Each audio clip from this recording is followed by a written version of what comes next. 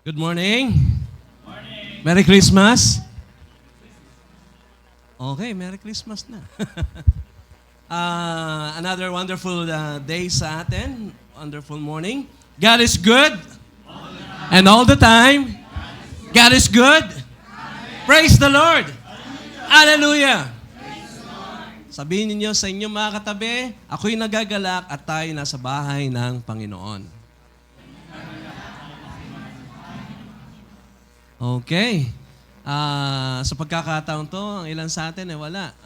Ilang pamilya, tatlo, na nasa Nueva Ecija. Sila Pastor JJ at ang kanilang buong angkan ay nandun. At namatayan sila ng relative. Okay? And but nevertheless, we have online. They can join us. At sa ating pang ibang mga kapatid online, ay purihin ng Panginoon at kayo'y nakasama namin. Kasama namin ngayon na nananambahan sa Panginoon. Sa ating pong umagang ito, ay patuloy po nating tinatalakay ang mga paksa patungkol sa pagbubunyi, pag-celebrate ng Kapaskuhan. At tayo po ay nasa ikatlong letra ng Pasko. Pasko with exclamation mark. Kung saan ang letter S ay salita. Okay? Ang Diyos ay nagkatawan tao. Tayo sumaglit na manalangin.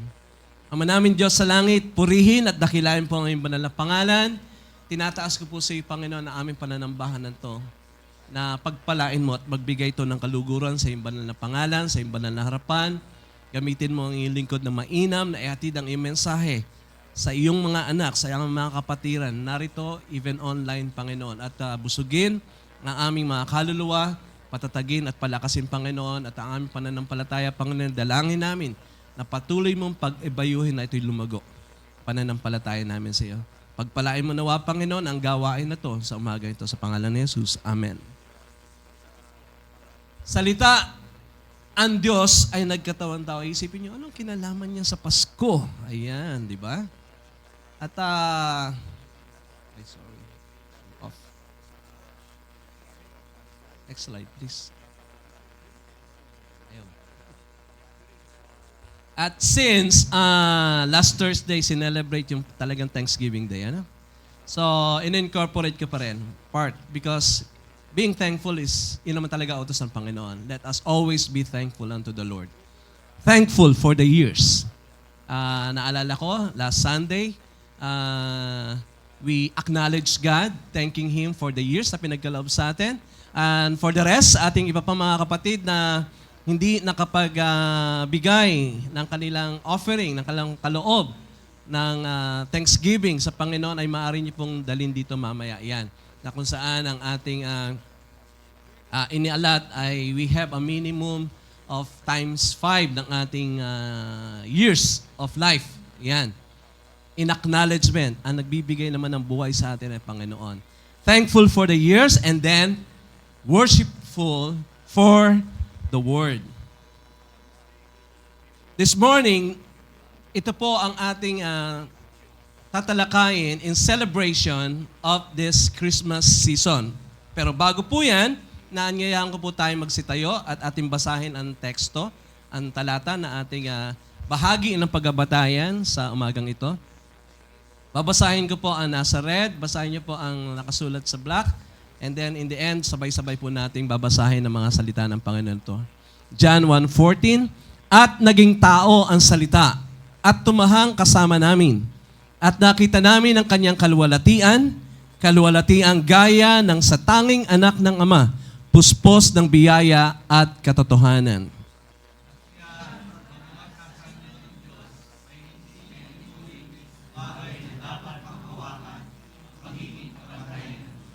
Kundi hinubaran niya ang kanyang sarili at kinuha ang anyong alipin na naging katulad ng tao. Tayong lahat, tuguan sa anyo ng tao, siya ay nagpakababa sa kanyang sarili at naging masunurin hanggang sa kamatayan, maging sa kamatayan man sa krus. Pagpalain ng Panginoon ang pagkabasa ng kanyang salita. Maaari na po kayo magsiupo. Aking mga minamahal na mga kapatid sa Panginoon, aking mga kaibigan, Tayo po, bilang mga Pilipino, alam po natin kung paano ipagdiwang ang Kapaskuhan. Ano? Nagre-react nga doon sa Facebook na nagko-complain doon sa sinabi sa 500, maka-celebrate ka na. Grabe, no? Pero, it reflects one thing, ano? Even in the meager, ganun man katiting ang iyong pananalapi o ang resources mo, the heart's desire is still there. Celebrate Christmas. Naging commercialized man ang Christmas sa ating panahon, na kung saan sineselebrate na kahit ng mga kaibigan natin na hindi naman talaga nagsusuko, kumikilala sa Panginoon si Kristo. Pero the entire world is benefiting from that celebration. Ang siste lang diyan ay natatabunan na, nawawater down na. Ang celebration ng Christmas kasi may pinaguhugutan yan.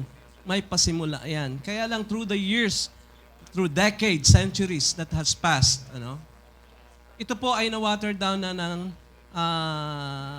parang na lang, gift-giving, magsaya lang tayo, happy holidays na lang, holiday lang. Pero hindi po. Meron talagang meaning kung bakit may celebration. At kagaya ng binanggit kanina sa praise and worship, of all the people in the world, we have to take the first step. We have to take the leadership in leading the celebration of Christmas, because this is no other than the birth of the Lord, of our Savior, Jesus Christ. So, naririnig natin, pag bare months nga, nandiyan na, no? Nagniningning na parol, umaalayo, ganyan tayo celebrate, ano? May kaya o wala, sige lang. Kahit na 50 piso, nandun na yung mga panghalo dun sa mga sinasabing 500 na yan, ano? Ang mga pamilya, naghahanda pa rin. May Noche Buena pa rin. Kung di maka Noche Buena, nakiki-Noche Buena. Malungkot kapag hindi nagawa iyon. Bakit? There is something deeper in our hearts na naipunla sa atin ng ating mga ninunong mga Kristiyano. Sa kabila ng mga dagok na nararanasan na atin lupa ng lipunang kaliwat kanan, naroroon pa rin yung pagdiriwang ng Kapaskuhan. At higit sa lahat dito, mga kapatid, higit sa lahat ng kasayahan to, naroon ang tunay na diwa ng Pasko. Yun ang dapat na ating ibinabandera, iwinawagayway sa lahat ng kapaligiran na ating dinaraanan. Ano po yun? Yung katotohanan. Ano po yung katotohanan? Yung pag-asa natin. Ano yun? Ang salita ay nagkatawan tao at tumahan sa atin. Ano yun? Right? Actually, yun po ang ating mensahe. God wanted us to know. Actually, there are many reasons. Pero this morning, I'll just give you 4 of those reasons bakit kailangan natin i-celebrate ang Christmas. And one of those reasons, eto nga. So there are 4 further, hindi ko sinabing lahat, further lang reasons for celebrating the Christmas season. 4 further reasons for Christmas celebration. So number 1, kagaya natin, sabi natin, last fourth Thursday of the month of November, sinaselebrate ang Thanksgiving Day. So, let's celebrate it. Sama natin to because tama naman dapat mag-celebrate tayo. Why? Our lives. Saan ba nagbuhat ang ating buhay? Saan nanggaling to? It came from God. Dapat nga, araw-araw, pasalamat ka. Every day, every moment, every second, humihinga ka and there's life in you. The years of life. Thanking God for the years of life. Alam niyo po, ang sabi ng Panginoon, hindi mabagal ang Panginoon tungkol sa kanyang pangako na gaya ng kabagalang itinuturing na iba. Kundi matyaga sa inyo na hindi niya iniibig ang sino man na mapahamak, kundi ang lahat ay dumating sa pagsisisi. Kung tutuusin mga kapatid, doon pa lang sa panahon ni Adan, kundi lang tayo minahal ng Panginoon, dapat tapos ng lahat yun Patay na tayo, separated tayo, both physically and spiritually. Wala na. But then again, because God loved us so much, ang grace ng Panginoon, He extended ang buhay natin dito. Kaya iba-iba ang taon natin. But nevertheless, mga kapatid, isa lang ang gusto ng Panginoon, magbalik loob ka sa Kanya. Tanggapin mo siya, kilalanin mo siya, na siya lamang ang Panginoon, wala nang iba. Na siya ang Panginoon mo. Be loyal to Him. Put your allegiance to Him. Put your faith in Him. Gano'n siyang ka-gracious sa atin. He gave us so many years in life. Gano'n bang katagal magdesisyon to go back to God? It will only take a few seconds, few minutes. Ask Him, Lord, I'm sorry. I'll return. I'm coming back. Lord, nagsisisi ako, naunawaan ko ngayon. Compared to many years na buhay na binigay sa atin. Pero mga kapatid, mga kaibigan, kung sa tagal-tagal ng panahon ay pinagkatiwala, binigay sa iyo graciously ng Panginoon dito sa lupa, extended the years of life. Na-enjoy mo, yung talent sa binigay sa iyo ng Panginoon, na-enjoy mo, yumaman ka, nag-enjoy ka. Lahat kasi yan eh. Ang totoo, wala kang magagawa kung wala ang Diyos eh. Yung kayamanan mo, sa Kanya rin galing yan eh. But in spite of that, sa kabila ng mga binigay, biyaya sa iyo, you have many children, you have good house, kagaya nga nung 500, may 500 ka pa, pasalamat ka. Right? In spite of that, kung di ka nagbalik sa Panginoon, it's your fault. Hindi fault ng Panginoon yun. If you ask yourself, how old am I? Sagutin niyo po ako sa inyo lang sarili. How old are you? Now tell me. Sa haba ng panahon na yan, when did you receive? When did you acknowledge? When did you surrender yourself to the Lord? You return to Him. Ang tagal na naghihintay ng Panginoon sa response mo. So this is something that we should thank God for. Sa ating pong kultura, pinagdiriwang natin ang mga tagumpay sa pamamagitan ng pagtitipon ng pamilya. Yung pagtitipon na yan, biyaya pa rin ng Diyos yan. Because we're still living here. Yung lechon, yung halakak natin, yung tawa natin, yung joy, di ba? Yung sa mga high school life natin, di ba? Na-enjoy natin yan.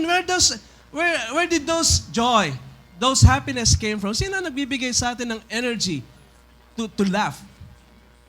God. But have we remembered Him? Have we thanked Him with the life, with the years that He has given us? Tandaan natin mga kapatid, ang tunay na dahilan ng ating pagdiriwang ay dahil iniingatan tayo ng Diyos. Ang tunay na dahilan ng ating pagdiriwang ay kahit sa gitna ng bagyo, kahit sa gitna ng baha, kahit sa gitna ng mga pagsubok, God is keeping you still and alive. Kung wala ka pa sa Panginoon, binibigyan ka pa rin ng buhay. In spite na binaha ka, hindi ka pa rin kinuha ng Panginoon yung buhay mo. Because He's still giving you a chance na magbalik sa Kanya. Kasi, after this life, there are no more chances. There is only one life that we have. At ang life na yan, it will soon be gone. It will soon be past. After that is past, what remains? Only what is done for Christ. If you receive Christ, all the benefits of Christ.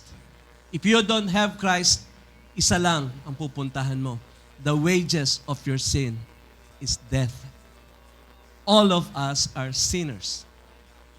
Kaya natin sinaselebrate ang Pasko dahil we are thanking God for the life because ang kabayaran ng kasalanan ay kamatayan. All of us, mamamatay tayo, but because of Christmas, we have hope.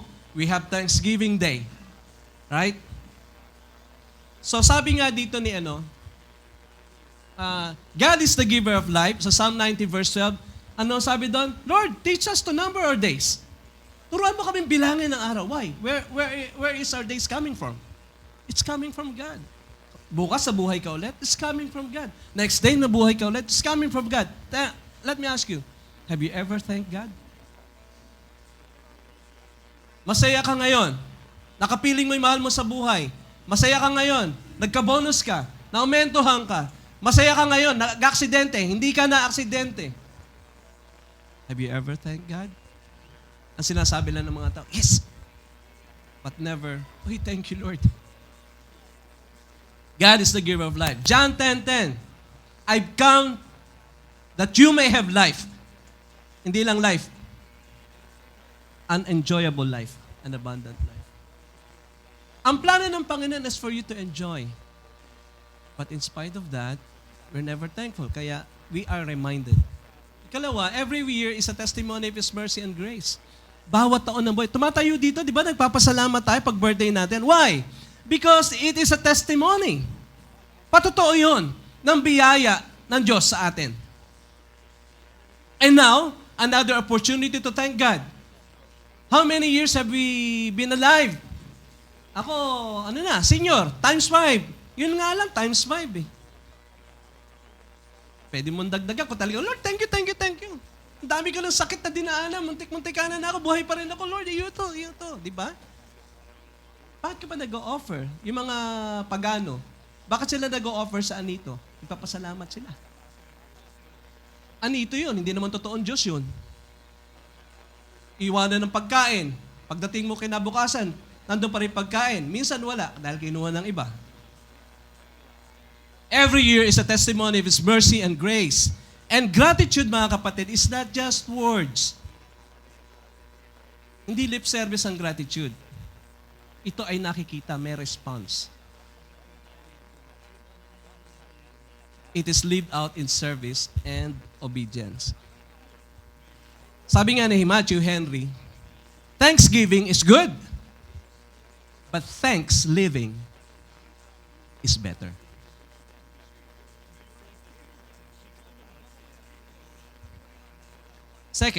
Second further reason, bakit natin celebrate?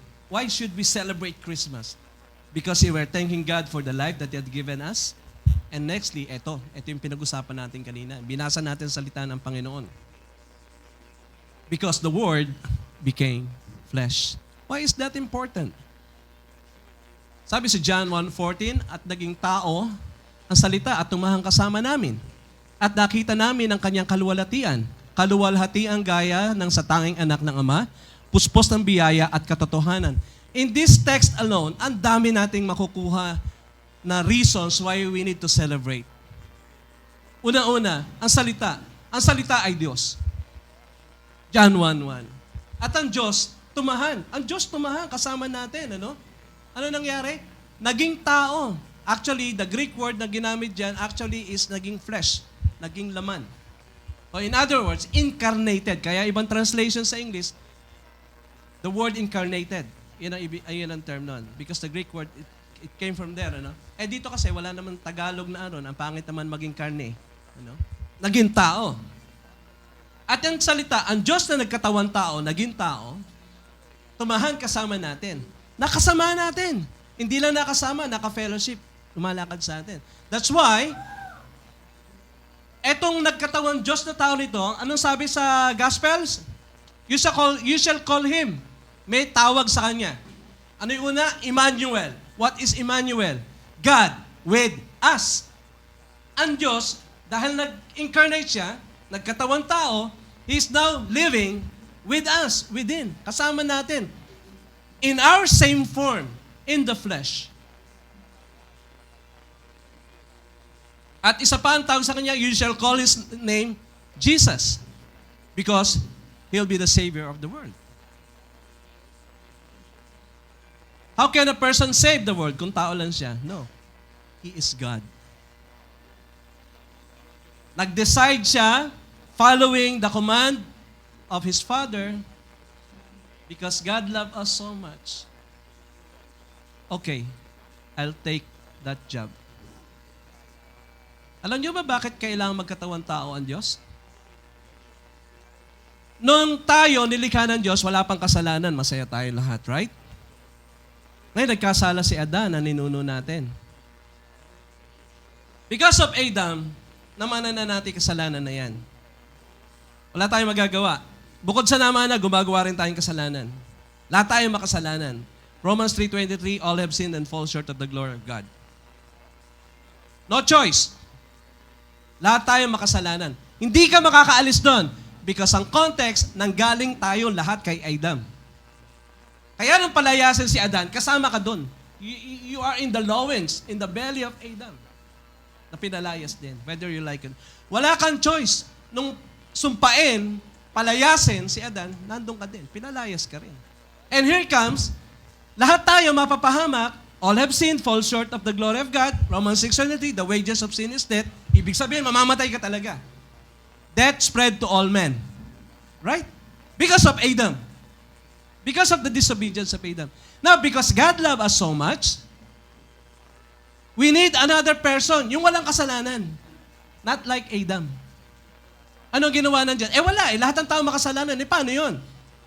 He sent His Son, Jesus Christ. God, walang kasalanan. O paano magiging tao? He incarnated.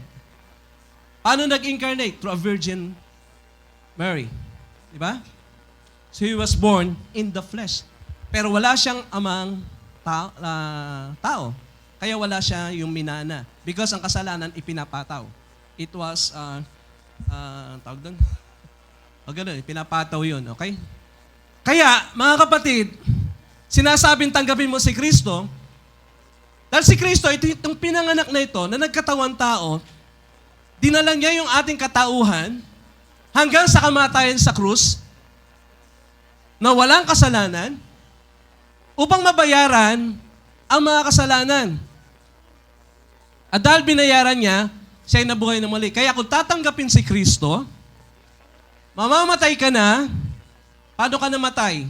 Pag tinanggap mo si Kristo, namatay ka sa lahi ni Adan, sa kasalanan, sa Diablo, amang Diablo, putol na relasyon mo, saan ka napunta? Napunta ka sa amang Diyos. Paano ka napunta? Tinanggap mo si Kristo. Matuwid si Kristo, right? You were transferred into righteousness. Kay Adam, wala kang choice. Mapapahaman ka dahil naman ay kasalanan. Pero nung tanggapin mo si Kristo, wala ka ng choice. Dahil simula nung tanggapin mo si Kristo, ang kabanalan ni Christ napunta na sa'yo. Yun yung security ng isang Kristiyano. Kaya pagtingin sa'yo ng Diyos, banal ka. Because it's not your life, it's the life of Christ. Kung wala si Kristo, makasalanan ka. Because it's not your life, it's the life coming from Adam in you. Kaya yun yung premise natin. Bakit tayo nagsa-celebrate? Once you are a child of God, you belong to the family of God, you have life, and not only life, it is an eternal life. At wala nang mababago ron. Wala ka rin magagawa ron kung ikaw ay tunay na nasa Panginoon. Talagang mabubuhay ka na. Siguro do'y malaanak ka ng Diyos. Kanina, binanggit natin sa Sunday School, how would you know na talaga anak ng Diyos, ano? Makikita at makikita yun, mararamdaman mo na yun. Kung totoo ka nagsuko ng buhay sa Panginoon, ang unang-una dyan yung desire. I want to serve you, Lord. I want to know you, Lord. Ikaw ang Panginoon ko. Yung desire muna. And then here comes the witness of the Holy Spirit. Ano yung witness? Abba, Father, tumatawag ka na sa Ama. Hindi galing sa iyon, galing sa Spirit. Yung pagsunod, siyempre, ang sanggol, hindi naman kagad nakakasunod yan. Lalaki pa muna yan, right? Ganun ka rin. Eventually, as you grow in the Word, doon mo nasusunod. Yung procedure na yun, it can validate na, yes, indeed, I am a child of God. Pero it's a decision to make. Ang Diyos ang gumagawa ng procedure, hindi ikaw. All you have to do is to decide. Kaya, we celebrate Christmas. Because, kung hindi nag-flesh, hindi nag-incarnate, hindi nagkatawan-tao ng Diyos, sa katauhan ng Emmanuel, sa katauhan ni Kristo, we're all bound for damnation. The wages of our sins is death. Kaya yun na lang ang battle cry parati. The good news, the good news, the good news. May pag-asa na. Sino si Kristo? Hindi ikaw, si Kristo. Yung buhay ni Kristo, mahalaga mapunta ka doon. The moment you are in Christ, everything changed. Hinabaan ko lang doon. Kasi yun yung pinaisa sa core ng bakit mahalaga ang Diyos magkatawan tao. Because no individual person or man is qualified. Dahil lahat tayo nagkasala. Kahit sabihin mo matuwid ka, may minana ka pa rin kasalanan. And you'll still die. Tingnan mo yung bata. Kasi silang pa lang namatay. Because there is the presence of inherited sin. Okay. Ang ating mga parol, sumisimbolo ng bituin yan right? Yung walang hanggang salita, pumasok sa panahon ng kalawakan, yun yung ang Diyos ay tumahan sa atin, Emmanuel, kasama natin ng Diyos. Sa atin, sa ating kapaligiran, ay, alam natin mga parol, reminder yan sa Quezon City, ang dami naka-display niyan sa mga poste, Ang ganda pa nga, no? But it is a reminder. It symbolizes the Star of Bethlehem na gumagabay sa mga tao patungo sa tagapagligtas. Remember the wise men? How did they find Christ? They follow the star. May gumagabay, right? So, ang Noche Buena, paalala rin ng pagsasamahan ng fellowship. Pero mga kapatid, mga kaibigan, ang tunay na pagsasamahan o fellowship ay matatagpuan lamang kay Kristo. Kagaya nga ng sabi dito, let me just enumerate why we celebrate the Word became flesh. Because the eternal world entered time and space. Because God loved us so much. Hindi niya kailangan gawin yan. But He did. To save us. God dwelt among us. That is Emmanuel. I-review ko lang po. God is with us. Ang ikatlo dyan ay, Christmas is not about lights or gifts na akala natin bigayan ng regalo. Christmas is about the gift of God, which is the incarnation of God Himself. Na alam natin, bago siyang mabayad ng kasalanan natin sa krus ng Kalbaryo, He has to become flesh first. Kailangan nasa form na tayo. Kasi ang i-redeem niya yung ating form, yung ating kalikasan. Sabi nga ni Athanasius, He became what we are, that He might make us what He is. God became what we are, para maging tayo, maging katulad niya. Kaya tayo, kapag namatay at nabuhay na muli, magiging katulad natin si Kristo. No longer in a flesh na namamatay, but in a glorified state, which can endure eternity.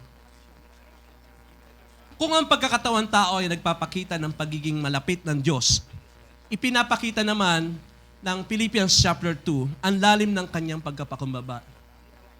Yung depth ng kanyang pag-ibig sa atin. Tingnan natin. The third reason to celebrate Christmas, yung kanyang kapakumbabaan, the humility of Christ. In Philippians Philippians 2:6-8, alam na natin yung mga talatang ito. Si Jesus, eto ang Diyos, bagamat nasa anyo ng Diyos, anong ginawa niya? Hindi niya itinuring na isang bagay na dapat panghawakan ng pagiging kapantay ng Diyos. Take note, ha? Siya, Diyos siya. Pero kahit nasa anyo niya, hindi niya tinuring na panghawakan ng pagiging kapantay ng Diyos. 7, kundi hinubaran niya ang kanyang sarili at kinuha ang anyong alipin. Ano yung alipin? Our state, being man, humanity. At naging katulad ng tao. 8, at palibhasa natagpuan sa anyo ng tao, siya'y nagpakababa sa kanyang sarili. Talagang magpakababa. Diyos ka ikaw naman lilikha. Ginawa mo yung sarili mo parang alipin, At naging masunurin hanggang kamatayan. Maging sa kamatayan man sa krus. I'll give you an example kung gano'ng kapakumbabaan, kung gano'ng humility ang ginawa ng Panginoon. Noong si Jesus, ipinako sa krus, kasalukuyan. Kumbaga sa atin, crime in progress. Pinako, nandun. Kung kayo yon mga kapatid, in progress, pinapatay kayo. At nakikita niyo yung pumapatay sa inyo. Na ginagawang pinapatay kayo.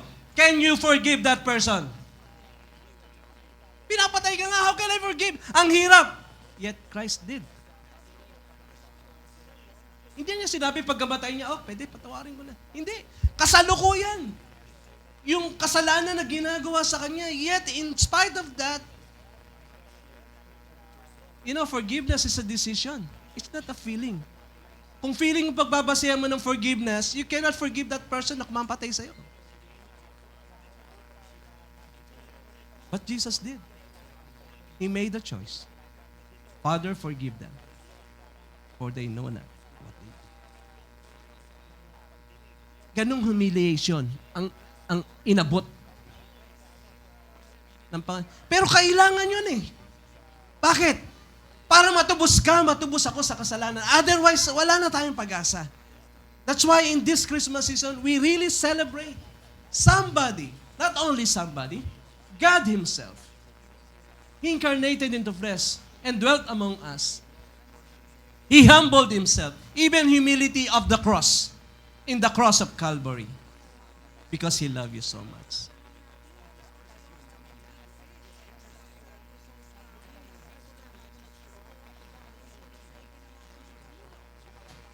There are three major things in the humility of Christ na makita natin that we need to celebrate.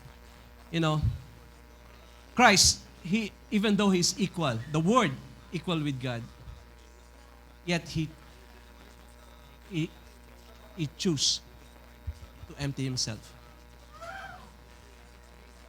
Hindi lang He emptied Himself, He took the form of us as servants.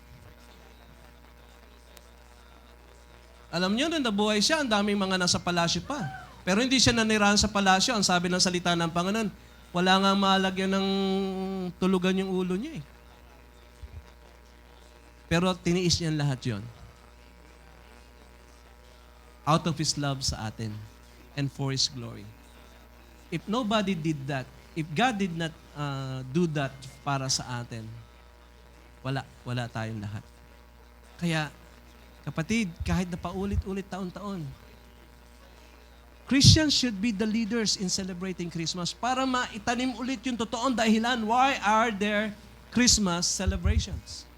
Ang problema, ang dami-dami nag-enjoy, nagpa-party about Christmas, yet there's no mention of thanking Jesus Christ. But the reason for Christmas is Christ. Kaya nga nandun yung Christmas. Christmas. And third, He became obedient unto death, even death on the cross. That's the ultimate celebration that we have. Christ came. He took the lowly form of a servant. Of a righteous God, pinatawan ng lahat ng kasalanan na hindi naman niya ginagawa. Just to shoulder all our sins. Ma-impute sa atin ang lahat ng kasalanan natin. Nang sa gayon, mawalan ka na ng kasalanan, bayaran na niya. May namatay. The wages of sin is death. May namatay. At siya yung namatay. Not you. Buhay ka, it's because of Him. Bagaman siya ay kapantay ng Diyos, siya ay nagpakababa, nag-anyong alipin, at naging masunurin hanggang kamatayan. Oo, hanggang sa kamatayan sa krus. Pinahalagaan ng mga Pilipino ang pagpapakumbaba. Right? Nakikita natin yan sa mga bayanihan. Yan, no? Okay. Mga tulungan, no? Kung saan tinutulungan natin mga kapitbahay ng isa't isa. Nagbibigayan tayo ng pagkain, tulungan tayo, nagpapakumbaba. Yan, kahit na mayaman, mahirap, nagbibigayan pa rin. Walang kinikilala sa mga bonuses. Mayaman, mahirap, nagbibigay ng mga bonus. Yan. Ngunit, mga kapatid, as Christians, higit pa rito ang pagpapakumbaba ni Kristo. Ano yung pagkapakumbaba ni Kristo? Dinala niya yung bigat ng ating kasalanan. No amount of gifts can compare to what Jesus Christ did for us. What can we do with the little amount of years that we have? What Christ has given us is an eternal life with Him. Anong comparison nun? Wala. Isang finite, saka isang infinite. Hindi mo pwede i-compare. Hindi aabot ang finite kasi limited lang siya. Ang infinite has no end. Kagaya na sinabi ni Charles Spurgeon, the birth of Christ is the dawn of our victory. The cross is its noon. And the resurrection, its full glory. Ang sabi niya rito, yung kapanganakan ni Kristo ay bukang liwayway ng ating tagumpay. Ang krus ang tanghali nito at ang pagkabuhay na muli ang ganap na kaluwalhatian. Kung si Kristo, so by the way, we have just met the 4 further reasons bakit kailangan i-celebrate ang Christmas. Pasalamat ka because of the life that you have given us. How old are you now? Pasalamat ka. You're still alive, bro. Because that life came from God. Comes from God. Ikalawa, salamat tayo dahil out of love, ginawa ng Diyos yung hindi niya dapat gawin. Nagkatawang tao siya in our kind of form. Para pagka tayo nasa Kanya, sinless na tayo because He already bore our sins. Ikatlo, Yung humiliation na dapat tanggapin na isang makasalanan. Inako niya na yun. Hindi lang inako and exemplify as children of the Lord. We should do the same. Forgive. And lastly, yun nga, no, niligtas ka na eh. Dapat lahat tayo celebrate na. Thank you, Lord. Hindi pa rin eh, no? Hindi nagkasya ang Panginoon doon. Ang gusto niya, the best for you. Parang sinabi, Daddy knows best. Hindi lang yung good. Ano yung best? Niligtas ka na, meron ka pang reward. The labor in the Lord is not in vain. This is the fourth further reason this morning as we celebrate Christmas. Ito ang mensahe ng Panginoon sa atin. There's so much reason why we should celebrate Christmas. At wag natin kakaligtaan yun. As children of the Lord, we should lead the celebration of Christmas so that people around us will always come to the very root of the reason why there is Christmas. God love us so much. Ano yun? Sabi sa Corinthians 3:11-15, sapagkat ang sino man ay hindi makapaglalagay na ibang saligan, maliban sa nakalagay na ito ay si Kristo Jesus. Siya yung naging pundasyon. Subalit kung ang sino man ay magtatayo sa ibabaw ng saligang ito, ng pundasyon na ito, ng ginto, pilak, mahalagang bato, kahoy, dayami, pinagapasan, ang gawa ng bawat isa ay mahayag. Verse 13. Sapagkat ang araw ang magbubunyag nito.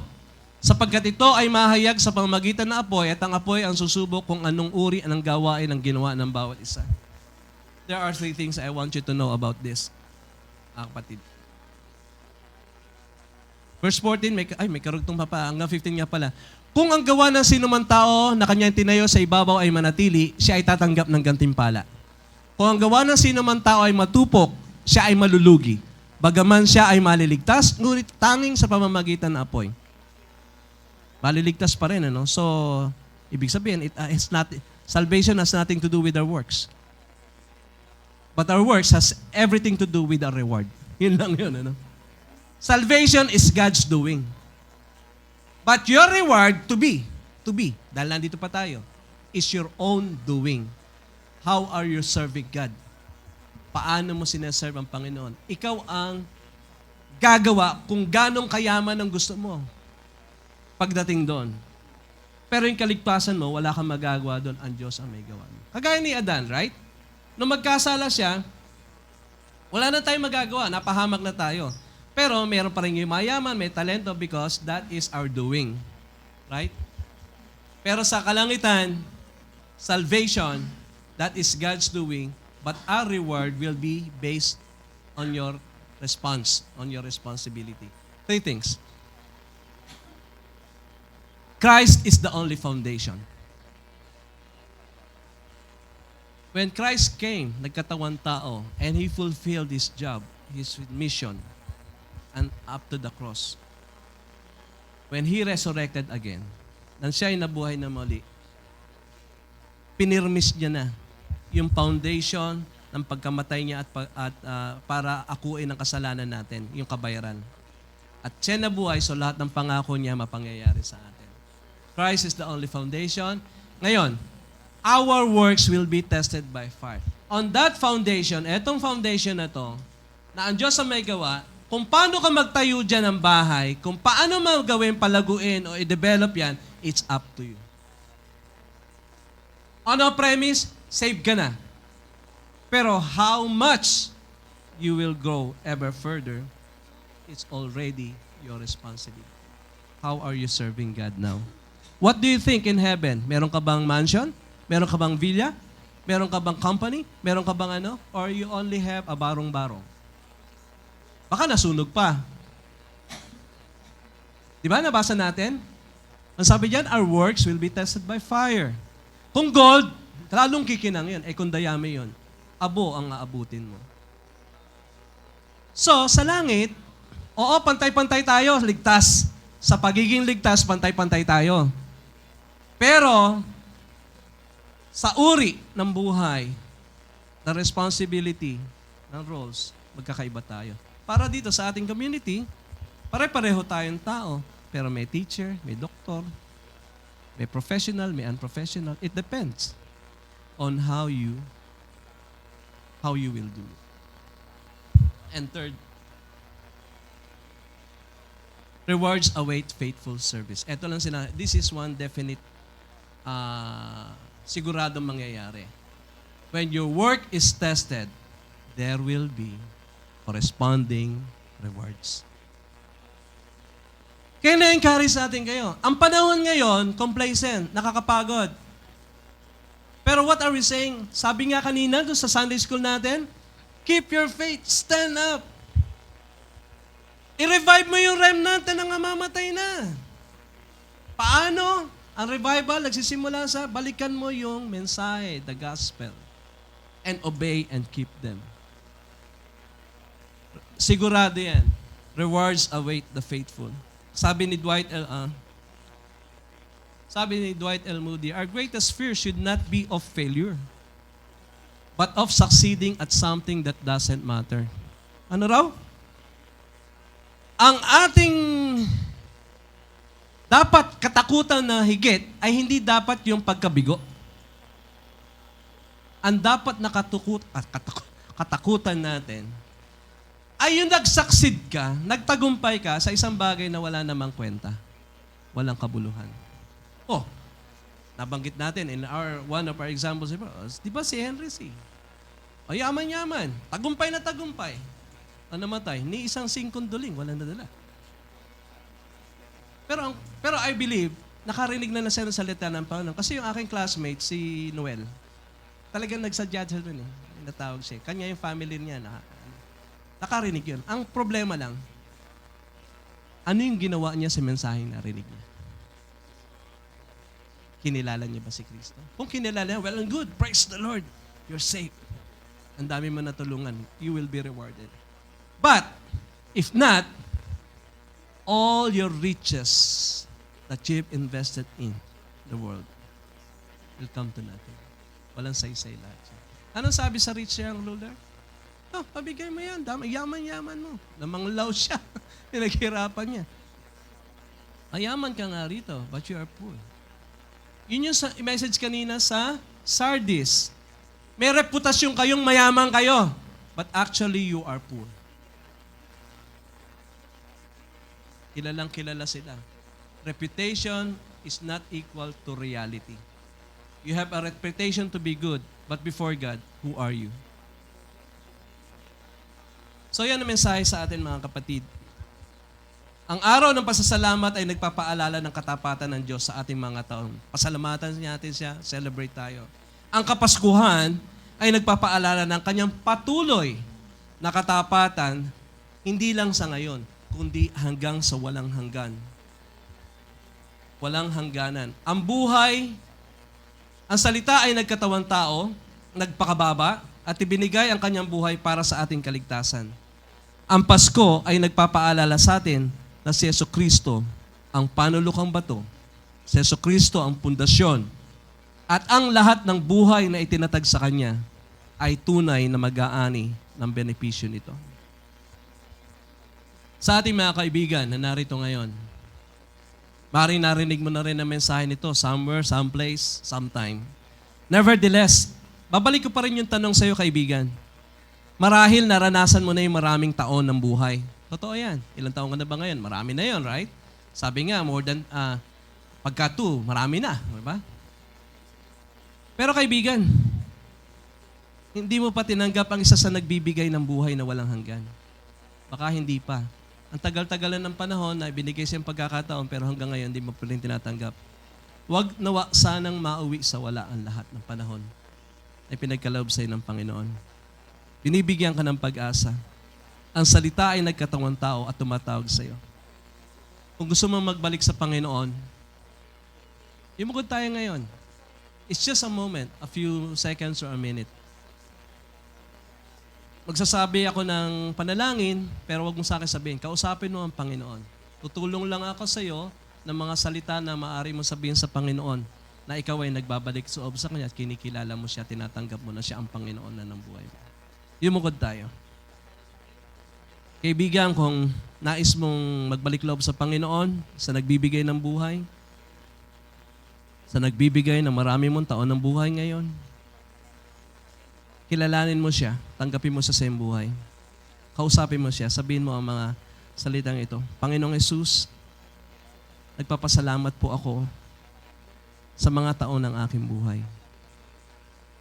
Ngayon po ay kinikilala ko na ikaw, ang walang hanggang salita, ay nagkatawan tao at namatay para sa aking mga kasalanan. Ako po ay nagsisisi at lumalapit sa iyo.